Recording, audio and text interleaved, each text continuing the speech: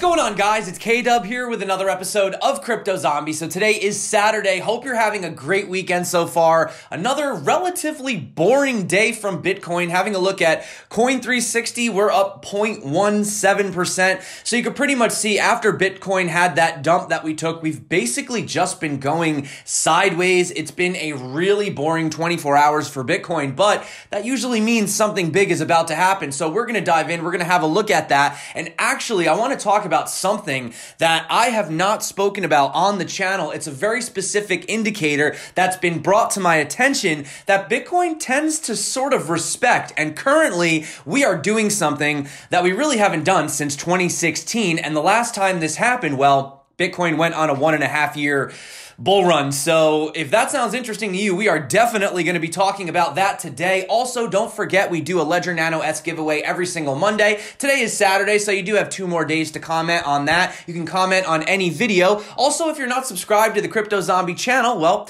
what are you waiting for? We do this every single day, even on weekends, even on Sundays. Let's dive in. Let's have a look. So Bitcoin dominance is up to 69.2%. So we are still putting in higher Bitcoin dominance pretty much every single day, which means, well, it's probably taking some of that away from the altcoins, right? Having a look at some gainers today, we have Dragon coins up again. Only $155,000 worth of volume, so definitely be careful with that one. WAN Chain, GX Chain, Engine, Tezos, Status, Solve, OKX, Lambda, and Elastos, all putting in gains today. Now, having a look at Bitcoin dominance over at TradingView, you'll see that we're even higher, up to around 71.72%. However, the real 10 volume is very, very, very low, only $414 million, but it is the weekend, so we do notice that during the weekends, volume does tend to pull back, and we have seen some pretty big moves on the weekends because of this lower volume. So are we looking to see another big move? It's possible. We do have Fear and Greed at 20. Now, having a look at this chart, we currently were supported by the $9,354 level. Not really going to go into these levels. I went into them yesterday, and I went into them the day before. If you guys want to know more about all these different levels that we're looking at, check out yesterday's video or the video before that, okay? But today, I got something very interesting, and you're going to definitely want to stick around for this. So, obviously, we are bouncing around in this region. We're still looking for a potential breakout. I'm talking like a major move, possibly by, well, we said the end of this month. We really didn't get it. So now we're sort of looking to get to the end of this wedge, maybe by beginning to mid-September. Currently, we are sitting below the whole EME ribbon on the daily. So I would like to get above it. You guys know, once we get above it, we tend to really rock it. You can see right here on August 1st, we basically skyrocketed. But that's not why we are here today. I want to talk about what is happening short term, and then I want to talk about this indicator. So really, if we zoom in, like I said, it's really boring right now. If I had to sort of look at what we're doing,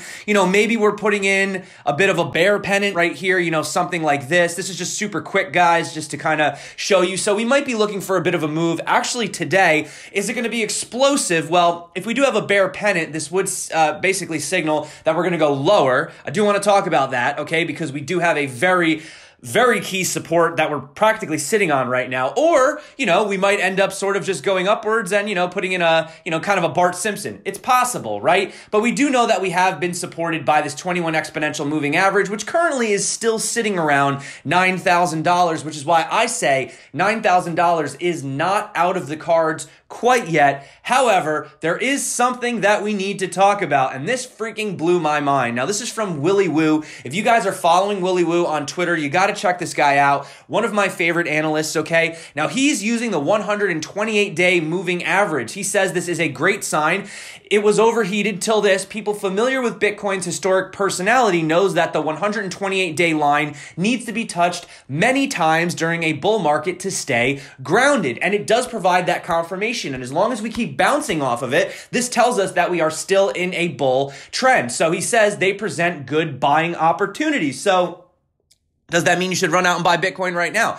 Well, it's honestly one of the best times in a long time, not financial advice, but if you were looking to put in a potential long, not using ridiculously high leverage, it could be a good opportunity. But I do want to point out, this is the 2017, but actually it starts in 2016, and have a look at this, guys. We touched it 1, 2, 3, 4, 5, 6, 7, 8, 9, 10, 11, 12 times during the 2017 bull run. And then once we flipped and went below it and stayed below it, well, then it actually began acting as major resistance. And you could see during the bear market, it actually touched 1, 2, 3, 4, 5, 6, 7 times.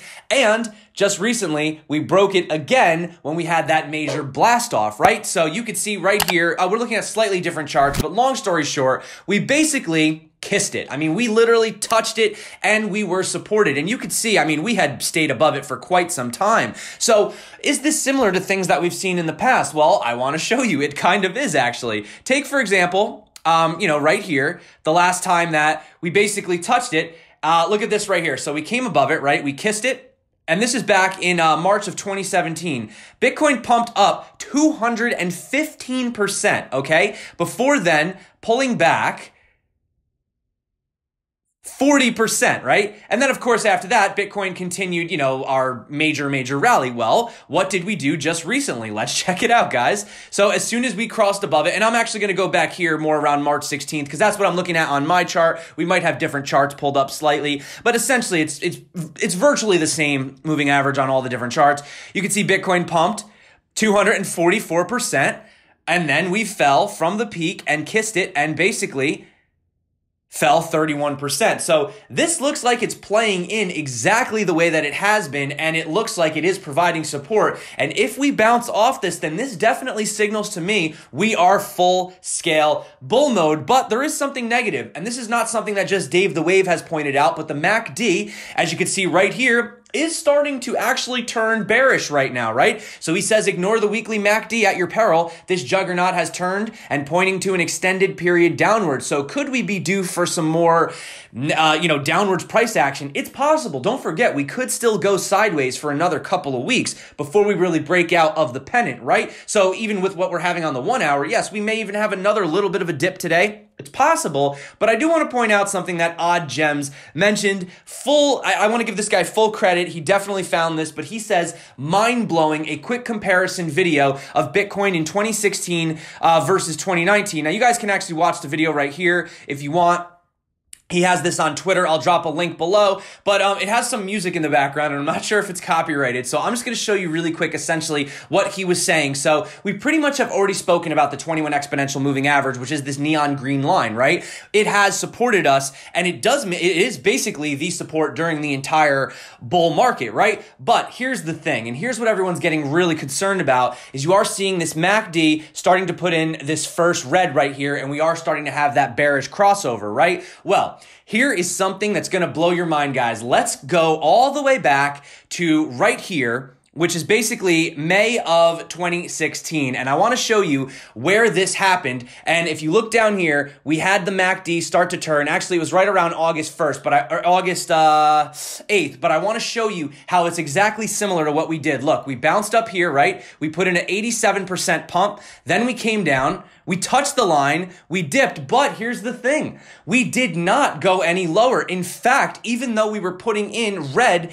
down in the MACD, we actually started to go sideways and sideways, and well, I don't need to tell you guys what happened, but if we do reset this, well, essentially we went on a major bull run for the next 1.5 years. So just keep that in mind, guys. Don't get fooled.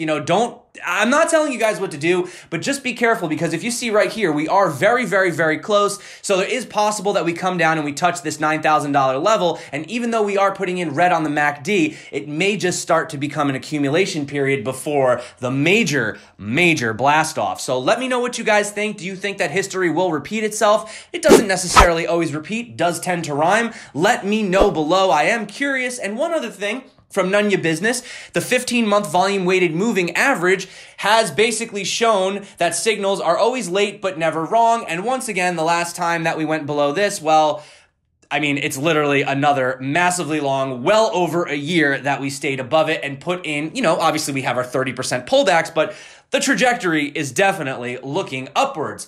Also, I just want to end really quick, guys. I want to keep this video nice and short today. What does Jack Dorsey's Twitter account hack mean for Bitcoin? Really nothing, actually, but I thought that it was a good opportunity to bring up crypto safety, and I do want to remind you guys that you do need to keep your cryptocurrency safe. Always don't keep your coins on exchanges, guys. I mean, if the CEO of Twitter can get his account hacked on Twitter, this just goes to show you that a lot of these central platforms, even exchanges like Binance or Bybit or any of these, do not leave your money on these exchanges. Always get a Ledger Nano S if you want. You know, guys, I do have links below. If you don't know how to use a Ledger Nano S, I do have a video above. You can check that out. Actually, I have the Ledger Nano X. They're virtually the same thing, honestly, guys. But that being said, please keep your cryptocurrencies safe. Do not keep them on centralized exchanges more than you need to trade. If you're trading with leverage, I guess if you're going to keep your position open, then you kind of don't have much of a choice. But if you are closing out your position, get your coins off the exchange, okay? Just wanted to say that moving forward, but I don't want to end on a bad note. We do have residents of Europe can now use their smartphone to open a German bank account with an integrated Bitcoin wallet, thanks to a new app from the German blockchain company Bitwala.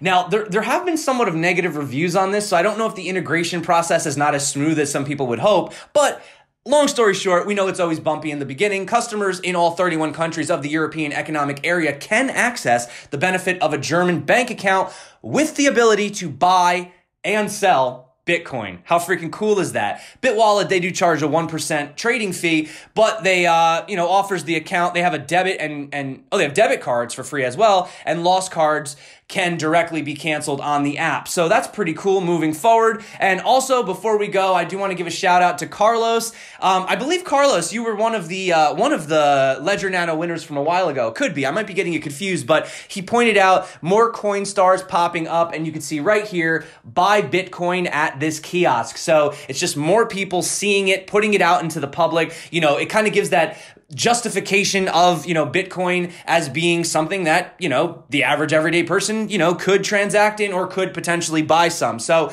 that's it for me today, guys. I want to keep today's video really short because yesterday's video came out extremely late. So between yesterday's super late video and today's video, kind of smashed the two together. If you didn't check out yesterday's video, I do think they kind of go hand in hand. So check out yesterday's video. If you have not, I will drop that above. That being said, guys, I want to say thank you so much again for coming back to the channel. Everyone that's been liking, subscribing, commenting, you guys rock. Once again, for everyone that's been using the referral links, it helps to support the channel, allows me to basically keep doing this for absolutely free, which I know you guys love because I love you guys. Also, if you hate ads, you guys know you can download the Brave browser, link below. But that is it for me today, guys. I hope you enjoyed this extremely rapid fire video. I mean, come on, guys, it's Saturday, beautiful day out, it's August, the summer's ending. Stop watching crypto videos and go out and enjoy your day. Thank you very much. If you have not gotten subscribed yet, definitely appreciate it. If you want to join the Crypto Zombies Telegram group, we basically just talk crypto.